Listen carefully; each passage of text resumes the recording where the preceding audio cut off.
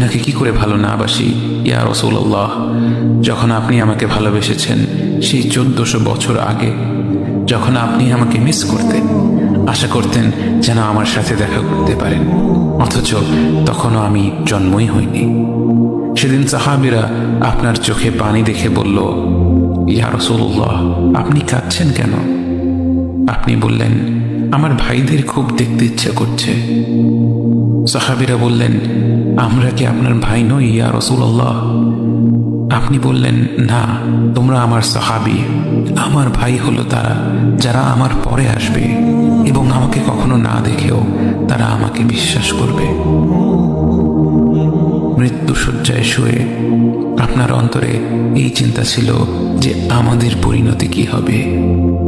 উম্মতি উম্মতি বলতে বলতে আপনি আপনার রবের নিকট ফিরে গিয়েছেন।